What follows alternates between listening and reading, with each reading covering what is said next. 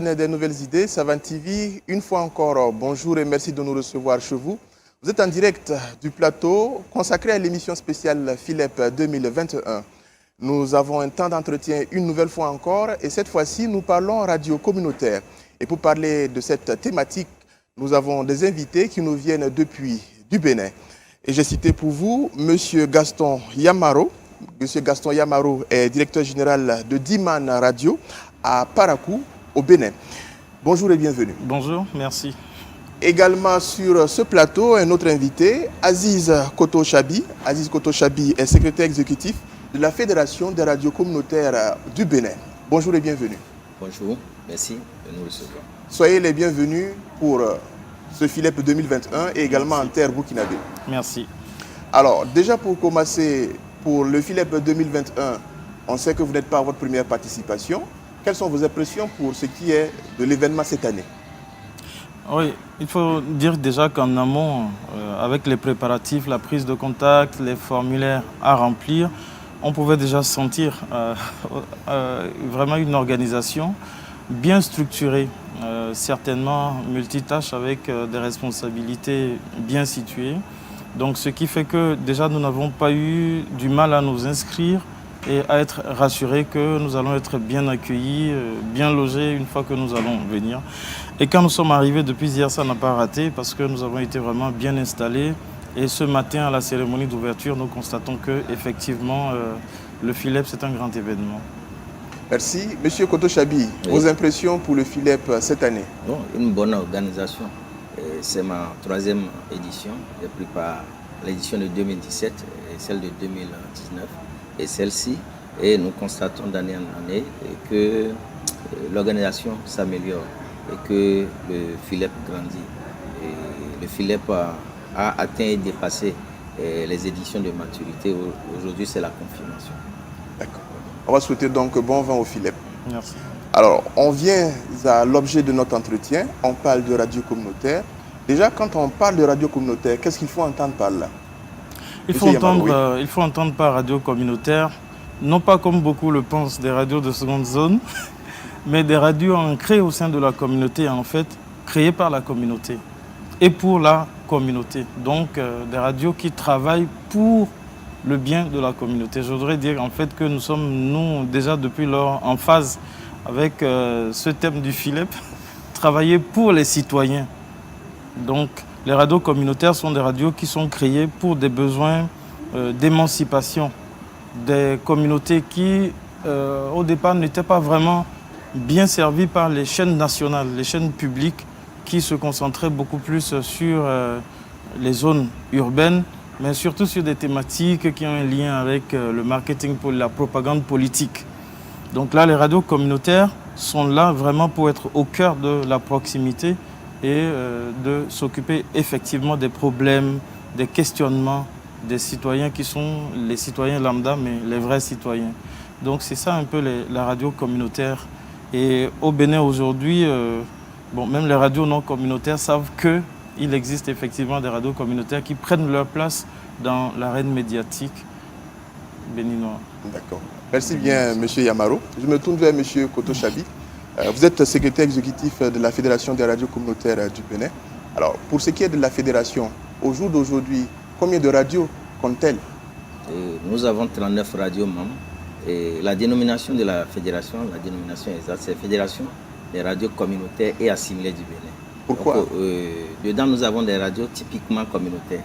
Nous avons également des radios confessionnelles. Nous avons une radio école. Toutes ces radios-là sont non commerciales. C'est ce qui nous unit. Et des radios rurales locales. Des radios rurales et locales. Donc, voilà un peu ce qui compose cette fédération. Et ces radios sont réparties à travers tout le territoire national. Nous couvrons tout le territoire national, excepté Cotonou, parce que les radios communautaires assimilées par vocation, c'est des radios en zone rurale, en zone périurbaine. Cotonou est un grand centre et nous n'avons pas une radio membre. Et néanmoins, il y a des radios confessionnelles à Cotonou qui pourraient être membres de la fédération, qui ne le sont pas encore. C'est la radio islamique et la radio Maranatha de Cotonou. Mais néanmoins, les radios de Porto Novo, de Ouida et de Calavi, qui sont membres de la fédération, couvrent la capitale économique Cotonou. Voilà. Je reste avec vous toujours. Et parlant de radio communautaire, quelle est leur place, on va dire, véritable au niveau du Bénin? Est-ce qu'elles sont véritablement acceptées? Et comment est-ce que les populations les accueillent? Oui, et ces radios sont acceptées aujourd'hui. Nous avons forcé notre place. Aujourd'hui, nous forçons l'admiration dans l'arène médiatique béninoise. Notre fédération existe depuis 2000, donc bientôt 22 ans. Et ces radios ont su s'imposer. Aujourd'hui, les partenaires techniques et financiers préfèrent se tourner vers ces radios-là, qui sont des radios de proximité. Parce que la cible, c'est la communauté. Et quand vous voyez les projets de développement, leur cible, c'est la communauté. Et ces projets savent que lorsqu'elles passent par une radio communautaire, elles sont sûres d'atteindre la cible, la communauté. L'autre particularité, c'est que nos radios, nos émissions sont à 90% en langue nationale. Parce que la communauté, les informations sont accessibles à la communauté. L'auditeur n'a pas besoin d'un traducteur, d'un interprète. Le message, il le capte directement. On s'adresse directement à lui dans sa langue. Et les 10% restants, c'est des émissions en français, des éditions du journal parlé et des émissions de débat.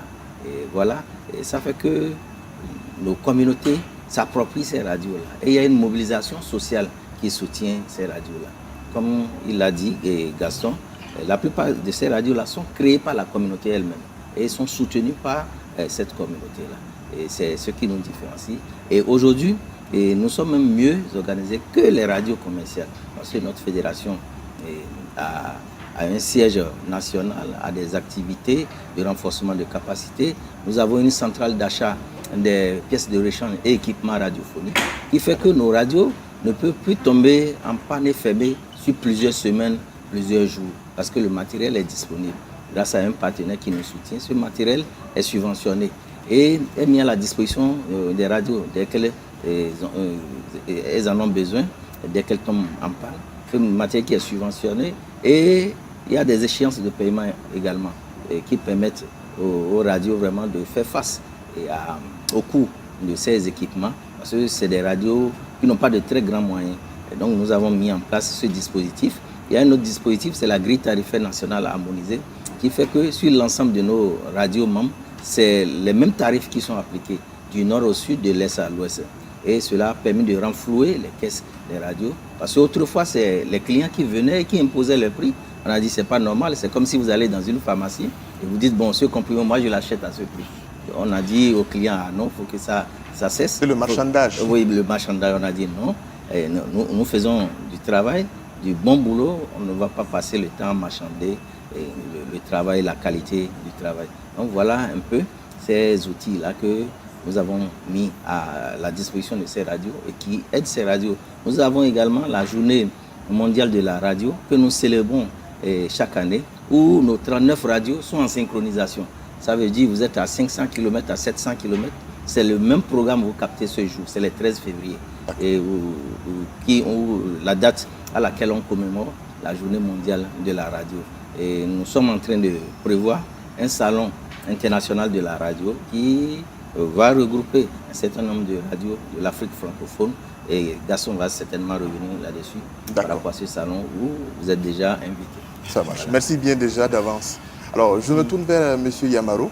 Il a en tout cas évoqué un certain nombre d'aspects assez intéressants. Oui. Et là-dessus, l'aspect qui m'interroge, c'est l'indépendance, ou du moins l'autonomisation des radios communautaires. Prenant l'exemple de la radio où vous êtes directeur, est-ce qu'on peut estimer que véritablement votre radio est autonome? Oui, tout à fait, à 100%, parce que chez nous au Bénin, l'État ne subventionne pas directement les radios. Donc chaque radio est obligée de s'autonomiser déjà dès le démarrage. En plus de ça, n'étant pas une radio commerciale, par rapport à la convention que nous signons avec l'autorité de régulation qui est la RAC, chez nous, nous ne pouvons pas dépasser 10% de notre chiffre d'affaires en termes de publicité commerciale. Donc nous sommes obligés de développer d'autres astuces pour effectivement démarrer et continuer en étant autonome. Donc à 100%, on peut dire vraiment qu'on est autonome parce qu'on fonctionne et on investit sur fonds propres. Vous êtes soumis aussi au fisc? En partie. En partie, pas exactement comme les radios commerciales qui doivent payer la TVA, la patente, l'impôt BIC et tout ça. Par contre, on paye les impôts sur salaire. On paye les impôts sur salaire, on a l'obligation de déclarer tous nos agents à la sécurité sociale. Ça aussi, c'est une autre forme de prélèvement. Mais bien que nous soyons exemptés, il y a malheureusement que ce sont même les structures étatiques qui nous prélèvent des impôts auxquels, en principe, nous ne sommes pas assujettis. Peut-être d'exemple La TVA, par exemple. On a par exemple des contrats de communication avec le gouvernement béninois et ce montant est frappé de la TVA. On a beau tout dire, mais nous sommes des structures commerciales et donc le gouvernement n'a pas voulu entendre. C'est dire qu'en fait, il n'y a pas une très grande différence entre les radios commerciales et les radios communautaires en ce qui concerne le fisc au Bénin en tant que tel. Juste que, voilà, nous ne sommes pas autorisés à dépasser 10% de notre chiffre d'affaires en termes de commerce. Mais par contre, si on parle d'autonomisation, il faut peut-être parler aussi de l'indépendance. C'est pas faux. De l'indépendance des médias. Oui. Vous suivez peut-être de très loin ce qui se passe au Bénin aujourd'hui. Et malheureusement, l'indépendance est en train de régresser de plus en plus, ce qui constitue un nouvel enjeu pour les radios communautaires. Parce qu'au départ, au service à 100% des radios communautaires, des communautés, donc des populations, le gouvernement, l'État essaye de mettre la main, essaye d'influencer avec des contrats, même parfois avec des intimidations et tout, et veut prendre une place au sein des programmes, comme au niveau des chaînes publiques. Donc cela reste en tout cas aujourd'hui encore un défi à relever pour les radios communautaires en termes d'indépendance. Mais globalement, c'est ça. Pour ajouter à ce qu'il a dit, il faut dire qu'en amont, on a fait un travail d'amélioration du contenu au niveau des radios communautaires, avec des formations, parce que la FERCAB organise chaque année au moins 2 ou 3 formations pour les journalistes, qui sont aussi un réseau, donc sur tout le territoire national et qui s'échangent des programmes. Mais c'est qu'en plus, il y a aussi ce qu'on a appelé l'échange de personnel, où un journaliste d'une radio qui se trouve à 300 km va dans une autre rédaction pour passer 10 jours et donc apprendre ce qui se passe là-bas et tout ça, et apporter. Et tout. Donc, on le fait régulièrement aussi et ça permet effectivement d'avancer. Aujourd'hui, il faut peut-être le dire aussi sur le point, en ce qui concerne les nouveaux médias, donc les médias numériques et autres. Les radios communautaires sont en peloton de tête au Bénin.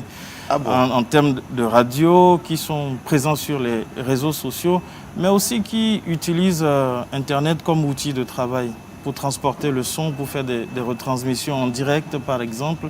Aujourd'hui, il avait parlé de la synchronisation de nos 39 radios. Ça se fait exclusivement par Internet, avec des solutions que nous avons développées au sein des radios communautaires. Donc cette expertise, c'est nous qui l'avons. Est-ce que la connexion est d'un bon débit pour permettre qu'il y ait l'accessibilité? Plus ou moins, on est parfois obligé de casser un peu des fréquences pour que le son puisse passer.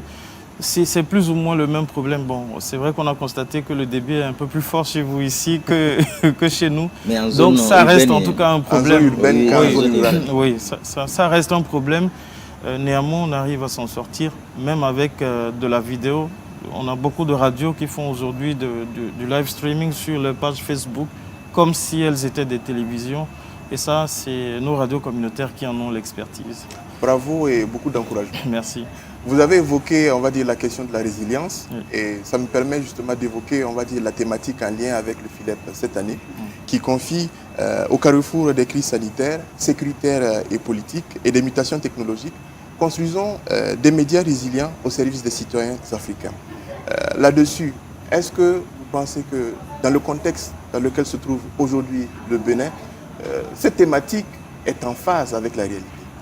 Tout à fait, j'allais dire que cette thématique, elle est peut-être transversale à tous les pays africains parce que nous vivons les mêmes situations.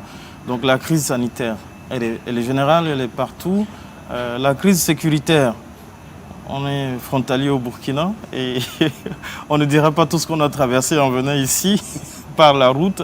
Donc, et tout ce qu'on a vu aussi, l'économie est lourdement touchée. Du côté du Bénin aussi, par rapport à la crise sécuritaire. Mais il y a ce qui a été cité à juste titre lors de la cérémonie d'ouverture du FILEP, les nouvelles autorités prédatrices des libertés de presse. Et ça, je pense que c'est le plus grand défi. Parce que pour la crise sécuritaire, la crise sanitaire, on peut facilement développer des résiliences. Par contre, pour ce qui concerne les autorités qui ne veulent pas entendre parler de liberté de presse, ça, c'est une autre paire de manches et il y a peut-être à y réfléchir. Là-dessus, ça me permet justement d'évoquer, pourquoi pas, la question toujours de la liberté de presse. On sait que les récentes données, notamment de Reporters sans frontières, classent le Bénin en chute libre. Qu'est-ce qui explique cela? Ce qui explique cela, c'est que nous avons un gouvernement, un président de la République qui refuse de fermer les yeux sur les dérives. Donc ça c'est bon, c'est normal. Mais c'est qu'en plus il y a une double législation qui vient compliquer la situation.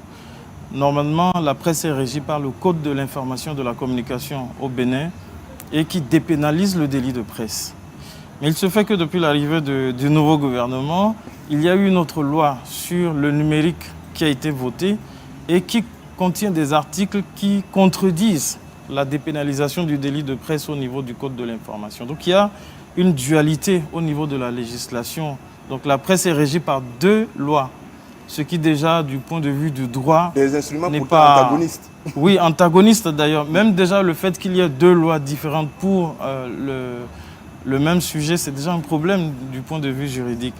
Et donc il y a effectivement ce problème. Ça fait que lorsque vous commettez un délit en tant que journaliste d'une radio, le code vous protège, mais puisque aujourd'hui on l'a dit, chaque radio par exemple a développé ses canaux digitaux, donc puisqu'on sait qu'il n'est pas possible aujourd'hui qu'une information qui passe à la radio ne soit pas dupliquée sur une page Facebook par exemple, eh bien on vous prend pour le même délit sur la page Facebook et on vous applique le code du numérique cette fois-ci. Comme ce qui est et vous allez à en notre prison, confrère comme ce qui est arrivé Soso, à Ian Soso et pas seulement lui. Près d'une quinzaine de journalistes, d'activistes, ils sont passés. Donc aujourd'hui, nous sommes dans un élan de plaidoyer afin que ce code du numérique soit révisé et surtout qu'il y ait un article qui précise de façon claire qu'il n'est pas applicable aux journalistes. D'accord. Merci bien, M. Yamaro. On nous signale que notre temps d'entretien tire pratiquement vers sa fin. On va consommer les quelques minutes qui nous restent. Déjà, je me retourne vers M. Koto Chabi. Pour ce qui est, on va dire, des radios communautaires, quelles sont les difficultés que vous rencontrez et comment est-ce que vous arrivez à les résoudre? Oui, les difficultés que nous rencontrons, c'est les difficultés économiques. Et parce qu'au Bénin, nous n'avons pas, par exemple, une régie publicitaire qui puisse vous apporter des contrats de partenariat. Donc, c'est la FECAB qui s'est transformée en régie pour ces radios membres. Et aujourd'hui, nous centralisons des contrats, nous allons à la recherche des contrats, nous montons des projets au profit de nos radios. Et l'autre difficulté, elle est d'ordre technique. Il a parlé tantôt de l'Internet. Non, la stabilité n'est pas la même d'une région à une autre. Or, aujourd'hui, une radio ne peut pas travailler sans Internet. Vous envoyez, par exemple, des correspondants sur le terrain qui doivent faire le point avant de rentrer pour que l'information ne périsse pas. Et il faut souvent compter avec les aléas de l'Internet, de la stabilité de l'Internet.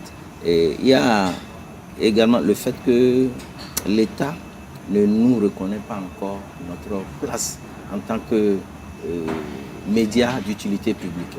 Parce que nous faisons la promotion des langues nationales. Je vous ai dit tantôt que 90% de nos émissions sont en langue nationale. Nous faisons la promotion de la démocratie à travers nos émissions. Nous faisons la promotion de la santé et de l'éducation. Pour la santé, par exemple, nos médias ont fortement servi et a vraiment sensibilisé par rapport à la crise sanitaire. Nous avons joué un énorme rôle auprès des populations.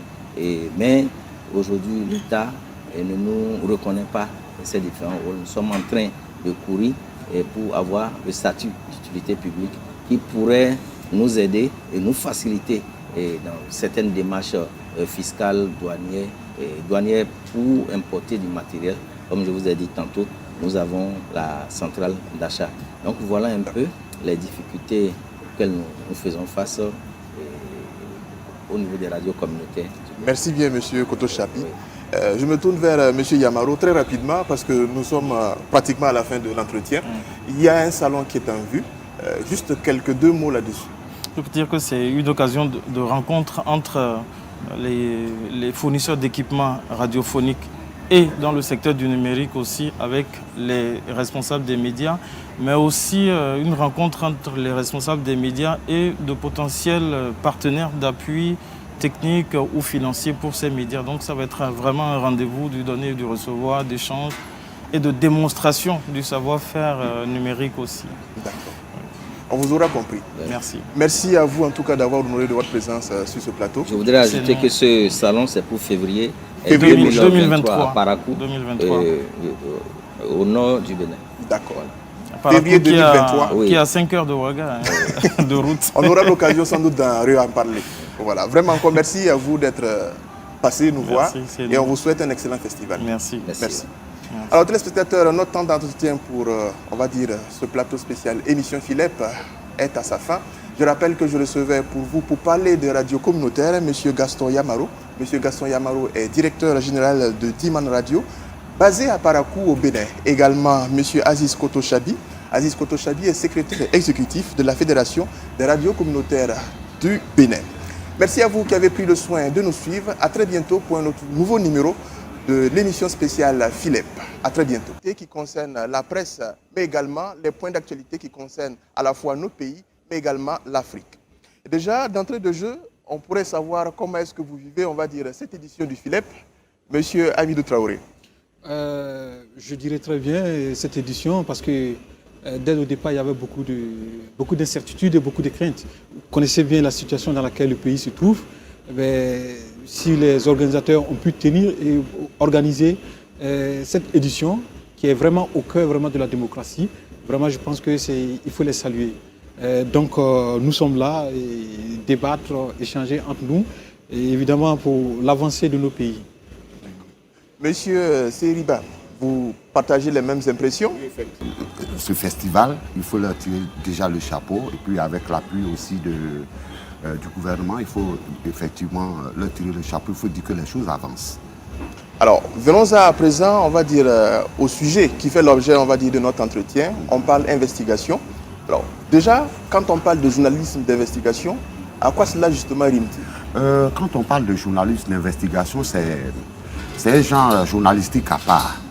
Un genre journalistique à part qui tire, qui est vraiment l'essence même du journalisme. Il faut, pour être chose, ça fait partie des grands genres journalistiques. Les grands genres journalistiques qui renferment l'investigation, le reportage et les interviews. Parlant de l'investigation en tant que telle, si on veut expliquer, c'est la durée que met un journaliste sur un sujet par rapport à la recherche de l'information. Voici un peu expliquer le journalisme d'investigation, c'est la durée. Merci bien, Monsieur Koné. Monsieur Traoré, vous partagez le même avis? Oui, le même avis, sauf que je vais appuyer ou compléter un certain aspect, quoi. Le journalisme d'investigation, effectivement, comme il a dit, c'est un genre journalistique qui consiste à publier des informations d'intérêt public. Vous savez, nous sommes dans une société avec un certain nombre de pouvoirs, des pouvoirs d'argent, des pouvoirs politiques qui n'ont pas intérêt qu'un certain nombre d'informations ou de leur gestion soit su du public. Donc, le journaliste qui pratique ce type qu'on appelle le journaliste, il va essayer d'emprunter un certain nombre de méthodes. Comme il a dit, ça prend énormément de temps. Trouver des documents, des papiers, recouper, faire des interviews, demander et publier cette information, afin que les choses s'améliorent. La gouvernance, par exemple, de l'argent public, des deniers publics s'améliore et afin que les dirigeants soient véritablement au service du peuple et non, comme on a l'habitude de le voir en Afrique, en fait, les détournements, tout ça des vilainies dans la gouvernance. Donc le journalisme d'investigation consiste à dénoncer la malgouvernance, vous voyez, et permettre à la société de mieux se porter et de bien se porter. Je rappelle que vous êtes tous les deux des journalistes d'investigation. Monsieur Traoré est journaliste d'investigation au niveau en fait, je n'aime pas trop ce terme-là. Nous sommes journalistes. Oui. Maintenant, l'investigation, c'est un genre journalistique que tout journaliste peut faire. Vous savez, dans la corporation, souvent, il y a des petits soucis. Parce qu'il y en a qui pensent que ceux qui se disent journalistes d'investigation, ils font trop le malin, ils font trop des ailes. Alors que tout journaliste, par principe, est journaliste également d'investigation. Voilà. C'est seulement un genre journalistique que tout journaliste peut faire. Sauf que comme ça prend du temps et ça demande des moyens, ça fait que beaucoup n'aiment pas trop aller là-bas. Et évidemment, il y a des risques aussi. On reviendra sur justement la question des risques. Je me tourne vers M. Koné. Oui. Alors, quand on fait un peu l'analyse, parlant d'investigation et de journalisme d'investigation, déjà pour l'expérience de la Côte d'Ivoire, quelle est la place du journalisme d'investigation? Aujourd'hui, il faut dire qu'au niveau de la Côte d'Ivoire, le gouvernement est en train de mettre quand même des balises en place pour quand même encadrer, faire en sorte que le journaliste d'investigation puisse réellement faire son travail. Je veux parler de la mise en place de la commission d'accès à l'information d'intérêt public et aux documents publics, dont le décret a été pris, si j'ai bonne mémoire, le 13 décembre 2013. Le décret, c'est le décret numéro 867 du 13 décembre 2013. Donc déjà, ce sont des indices que le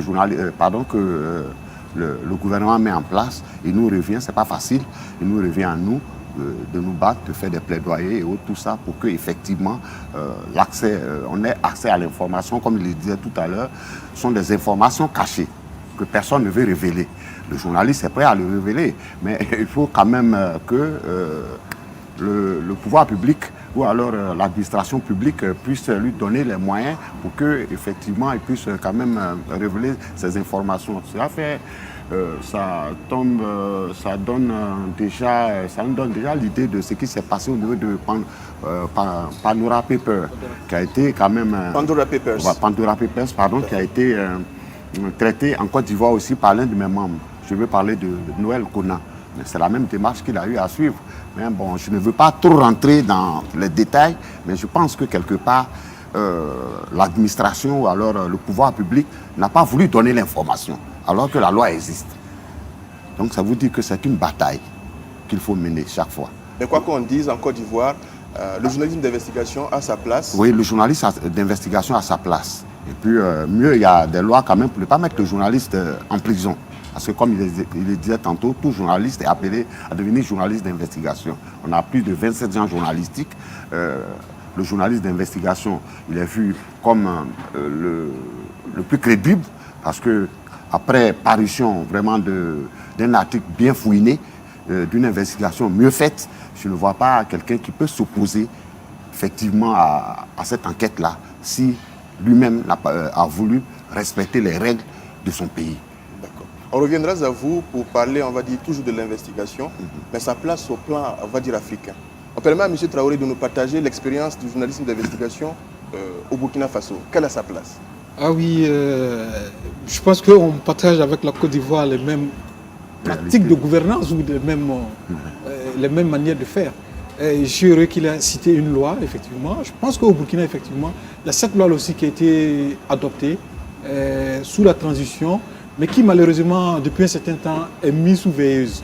Voilà, parce qu'il semble qu'il y a une structure qu'on devrait mettre en place, mais qui est budgétivore. Bon, c'est un alibi politique, c'est vrai, c'est ma position. Hein. Voilà, donc, de tractation en tractation, bon, finalement, on demande de relire la loi depuis 2015. Donc, la loi n'est pas, comment on appelle, appliquée. Donc, c'était une loi aussi qui permet aux journalistes d'accéder à l'information. Vous savez, dans nos pays, il y a cette culture de dissémination de l'information. Même les informations les plus anodines dans l'administration publique, souvent, c'est la croix et la bannière d'avoir ces informations. Alors que c'était une loi qui venait régler un peu ce problème-là. Malheureusement, cette loi est inopérante parce que bon, les décrets d'application n'ont pas été pris. Mais pire au Burkina, je crois qu'il y a le code pénal qui a été révisé, où il y a des dispositions qui ont été introduites, mais qui sont très graves pour la liberté de la presse. Lesquelles, par exemple? sur la publication, notamment sur les attaques terroristes, et il y a des concepts qu'ils ont ajoutés comme démoraliser, comme on appelle les troupes. Vous voyez, c'est des concepts comme ça qui, juridiquement, c'est des fourre-tout, ça veut tout dire et rien à la fois. Même si le ministre à l'époque, René Bagoro, devant l'Assemblée nationale, a dit que non, ça ne vise pas les journalistes, moi je ne vois pas en quoi c'est l'explication qu'il a donnée peut lier un juge. Parce qu'un juge peut s'appuyer sur cette disposition-là pour condamner un journaliste. Et ce qui est terrible, c'est qu'on avait pris une loi, comme il avait dit, pour dépénaliser le délit de presse. Bon, le délit de presse, bon, c'est un abus de langage de dire de dépénaliser, parce qu'il y a des peines pécuniaires qui sont plus lourdes. Souvent même, les conséquences sont plus terribles que lorsque le journaliste va, comment on appelle, en prison. Mais cette disposition introduite dans le code pénal là vide de tout son sens la loi sur la dépénalisation. Parce qu'en visant cette disposition, un magistrat peut bien et bien envoyer un journaliste en prison. Donc je pense que les organisations des médias comme l'AJB et le Synatic ont dénoncé cette disposition-là.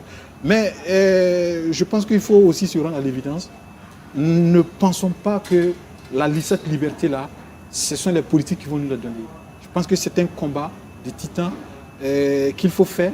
Il faut s'engager, comme on appelle, à faire, pour que vraiment nous ayons ce qu'on appelle ces espaces de liberté. Et vous avez posé la question. Vous voyez que celui qui a payé le plus le tribut de cela, c'est Norbert Zongo. Et je pense que c'est vraiment à son honneur aussi que, comme on appelle, une activité comme le FILEP se tient. À vous écouter, on a l'impression que le Burkina Faso, pour parler en tout cas du domaine du journalisme, les journalistes ont toujours des problèmes avec la justice. Ah oui, ça continue terriblement. Souvent même, il y en a qui n'ont pas, qui manifestement, ils n'ont rien à reprocher aux journalistes. Parce que comme il l'a dit, le journalisme d'investigation, c'est un genre, c'est-à-dire vous n'avez pas un peu droit à l'erreur. Parce que toute affirmation doit être recoupée, étayée, avant d'être publiée. La plupart des journalistes qui ont des problèmes avec la justice, ce sont des journalistes qui sont dans l'investigation. Bon, je n'ai pas fait qu'on appelle des statistiques, mais en tout cas, ce que je constate, effectivement, ce sont les journalistes qui sont, qu'on appelle dans l'investigation, qui ont des problèmes. Il y en a même qui portent plainte contre les journalistes et puis qui ne viennent pas. Il y a un grand baron même qui est dans l'immobilier, qui a attaqué un journal, ça n'a même pas duré, et il se permet de ne même pas venir. Mais le jour même qu'il est venu, bon, le procès a évolué. Lui qui a posé plainte, c'est lui, finalement, les choses se sont retournées contre lui. Et il a été condamné. Donc ça veut dire que c'est un travail sérieux, vraiment au Burkina ici, que les gens font. Vraiment, il faut les tirer le chapeau. Regardez les scandales, les détournements d'argent. On reviendra pour ce qui est en tout cas des thématiques, M. Traoré. À vous écouter, on sent que pratiquement chaque pays a ses réalités, mais il y a également des connexions en termes de réalité aussi, parlant du journalisme d'investigation. Allons plus loin et intéressons-nous, on va dire, au plan africain. Quelle est la place, on va dire, du journalisme d'investigation? Est-ce qu'il arrive à s'imbriquer, arrive à avoir une place, on va dire, qui lui permet d'avoir également de l'écho? Monsieur Koné. Oui, il faut dire qu'aujourd'hui, au plan africain, de plus en plus, les journalistes sont en train de trouver une plateforme d'échange. À Dakar, par exemple, il y a le GIGNDA qui est installé au niveau de Dakar. Nous avons ici même au Burkina déjà la cellule Norbert Zongo. Et un peu partout en Afrique, vraiment les journalistes d'investigation commencent à se connaître, même si ce n'est pas physiquement, mais déjà à travers les réseaux sociaux et tout ça, les plateformes d'échange. Les réseautages. Voilà, le réseautage, merci. Déjà, il y a quelque chose qui s'est fait. Je pense qu'à l'avenir, les choses iront pour le mieux pour les journalistes d'investigation. Merci bien, M. Koné. M. Traoré, votre avis sur la question? Au plan africain, quelle est la place? Effectivement, il a parfaitement raison. Je pense que les acteurs médiatiques ont compris que vraiment ce genre journalistique-là, il faut l'aider. Parce qu'il y a un grand mal qui frappe ce genre journalistique, c'est le manque de moyens. C'est-à-dire les organes souffrent terriblement du manque de moyens. Alors, je pense que ce moyen-là, de plus en plus, est en train d'être pallié par les organisations comme la cité, la Silozo, celui de Norbert Zongo, voilà, qui essaie d'appuyer d'abord des enquêtes collaboratives transfrontalières, c'est-à-dire des journalistes qui se mettent ensemble Parce que, vous savez, la criminalité, souvent, ce n'est pas dans un seul pays. Ouais, tout à fait. Voilà, donc, il fallait que les journalistes aussi s'adaptent. Voilà. Donc, et puis aussi, il y a le problème de moyens. Généralement, comme ça prend du temps, souvent les organes ne sont pas assez dotés financièrement pour accompagner les journalistes. Donc, je pense qu'il y a la CNULO et un certain nombre de structures qui de plus en plus tentent d'appuyer financièrement les journalistes voilà, pour qu'ils puissent mener à bien on appelle, des enquêtes. Je pense que c'est des initiatives qu'il faut encourager. Peut-être que d'autres structures vont venir encore s'ajouter pour permettre, parce que l'Afrique a intérêt véritablement à travailler dans ce truc. Regardez Pandora Papers que monsieur vient de citer. Regardez, il y a même des chefs d'État, des chefs de gouvernement. L'affaire d'évasion fiscale. D'évasion fiscale. Voilà, et ça, ce n'est que la partie visible de l'iceberg. Est-ce que vous voyez? Donc, on a vraiment du pain sur la planche et que je pense que il faut vraiment s'investir dans ce genre journalistique-là, vraiment pour sauver les populations. Quand vous regardez les populations africaines qui végètent dans la misère, alors que on a des ressources immenses et qu'on vide comme ça, ça empêche de dormir. Justement, parlant, on va dire, de difficultés, aussi de réalités propres à nos populations, ça me permet de passer à une autre étape, on va dire, de notre temps d'entretien. Je veux parler de notre thématique en lien avec le FILEP cette année.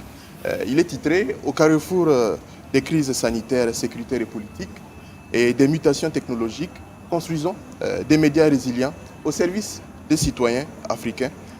Là-dessus, quel est votre avis sur le thème? Je pense que c'est un très bon thème.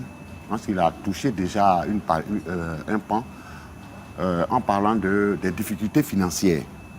Parce que la résilience, on ne peut pas parler de résilience si financièrement on n'est pas assis. Tout journaliste veut mener une investigation, mais le minimum pour faire une investigation, quand vous l'évaluez, ce n'est pas moins de 350 000 francs pour terminer, ne serait-ce qu'une enquête. 350 000 francs. 350 000 francs. Je ne parle même pas d'une investigation, je parle d'une enquête. C'est au moins 350 000 francs. Pour les habitués, pour ceux qui ne sont pas habitués, quand vous dites, ils vont te dire que c'est... Quand vous êtes habitué, vous faites le point après avoir terminé, ne serait-ce qu'une enquête, c'est au moins 350 000 francs. Mais combien de rédactions aujourd'hui sont prêts à financer, à donner 350 000 francs à un journaliste pour réaliser ne serait-ce qu'une enquête? Ce n'est pas évident parce que la presse même déjà, on dit la presse est sinistrée. Donc c'est dire que c'est par amour que le journaliste lui-même prend sur lui son propre salaire pour réaliser ce que vous voyez dans son journal. C'est un investissement de soi. C'est un investissement de soi. Parce que hier, je veux parler des années 80, ce qui ont fait que nos dévanciers qui ont fait qu'on a aimé ce journaliste. Quand vous regardez dans l'Ous, vous allez voir qu'il y avait une place réservée aux grands reporters. Les grands reporters, c'était ceux qui voyageaient un peu partout, financés par les rédactions. Mais aujourd'hui, même le journal gouvernemental, vous n'allez pas voir dedans un grand reporter parce qu'il n'y a pas les moyens. Donc je pense que c'est un thème qu'il faut saluer, mais qu'il faut accompagner. Voilà. Je pense que les financiers ne viendront pas du pouvoir public. Voilà. Les financiers ne viendront pas du pouvoir public, mais il y a certaines organisations quand même qui voudraient que les journalistes émergent, qui voudraient que quand ils financent, quand ils apportent un financement dans un pays, ils puissent avoir un retour favorable. C'est-à-dire que le rapport que le pays rend soit conforme à ce qui est dit entre les quatre murs, alors est dit dans la rumeur. Or, celui qui peut révéler et faire sortir de cette rumeur n'est autre que le journaliste d'investigation. Celui qui fait une recherche approfondie sur ce sujet-là. Et donc, ça prend du temps, mais il faut aussi aider le journaliste. Il faut que ses partenaires qui aident aussi l'État puissent aider aussi ces journalistes. D'accord. On comprendra par ce que vous avez confié, M. Koné, que pour être résilient, il est nécessaire que les appuis soient renforcés pour permettre surtout aux journalistes d'investigation de prospérer. Tout à fait. Monsieur Traoré, votre avis sur la thématique, qu'est-ce que vous en pensez cette année? Oui, il a véritablement pratiquement tout dit. Hein, parce que, vous savez, notre métier, nous sommes au cœur de la démocratie, au cœur du droit de savoir des citoyens. Parce que si vous ne savez pas, vous allez voter pour votre pire ennemi et après, comment on appelle, ce sont des problèmes. regardez comment l'argent public sous notre tropique est dilapidé, est gaspillé, est volé, est détourné à longueur de journée. Alors que c'est l'argent de tout le monde qui devrait permettre même aux fils du pauvre de pouvoir aller à l'école. Moi, j'étais sur... Ça, c'est même pas une investigation, parce que tellement cette rentrée, par exemple, vous voyez, avec la crise Covid-19... La thématique fait référence aussi, on n'oublie pas, on va dire, à la résilience des médias. Et pour parler, par exemple, du journalisme d'investigation, qu'est-ce que vous pensez qu'il soit nécessaire de faire pour permettre au journalisme d'investigation de prospérer? Alors, d'abord, il ne faut pas mettre les journalistes, en fait, les organes de presse, d'un point de vue fiscal, comme une entreprise d'import-export. Il faut alléger les charges fiscales. Il faut alléger les charges fiscales. Parce que là, vraiment, ce que je ne suis pas patron de presse, mais souvent je regarde là-bas, mais je vois que les organes poids sur le coût vraiment des dépenses qui ne leur permet plus qu'on appelle de suivi. Est-ce que vous voyez? Moi, je pense qu'il y a un travail à faire sur la fiscalité, vraiment à part pour les organes de presse de façon générale. C'est la seule chose que vous pensez prioritaire? Ah non, ce n'est pas la seule chose. Il y a comment on appelle, les renforcements des capacités des journalistes. Il faut les intéresser parce que l'investigation, quoi qu'on dise, c'est la pratique. Et chaque pratique, c'est-à-dire il y a des expériences aussi. Parce qu'en fonction du sujet, il y a des comportements, des attitudes qu'il faut adopter. Voilà. Bon, je ne pourrais pas être long parce qu'il y a beaucoup vraiment de défis. Donc, je résume cela pour dire la formation. Par exemple, nous sommes en crise sécuritaire. C'est quelque chose qui est peut-être nouveau pour nous, pour les jeunes journalistes. Ça peut comment enquêter sur une question de sécurité. Surtout, voilà, et puis dans un contexte de menace encore. Voilà. Donc, il y a des astuces, des choses qu'il faut donner, outiller les journalistes pour qu'ils ne se taisent pas, pour qu'ils fassent son travail. Voilà. D'accord. Alors, chers invités, notre temps titré, on va dire, tire à sa fin. On va vous dire merci d'avoir honoré de votre présence sur ce plateau. Et on va vous souhaiter également un heureux festival. C'est nous qui vous remercions pour l'invitation. C'est nous qui vous remercions pour l'invitation. Alors, chers téléspectateurs, c'est ici que prend fin, on va dire, notre entretien pour le plateau spécial émission Philep 2021. Je rappelle que nous sommes installés du côté du siège du FESPACO dans le chapiteau. Merci à vous qui avez été de la partie. Et avant, je précise que pour cet entretien, je recevais pour vous M. Amidou Traoré. Amidou Traoré est journaliste au bimensuel burkinabé L'événement. Et également, M. Seriba, il est journaliste d'investigation du côté de la Côte d'Ivoire, directeur de publication du site d'information lepointsur.com. Merci encore à vous qui avez été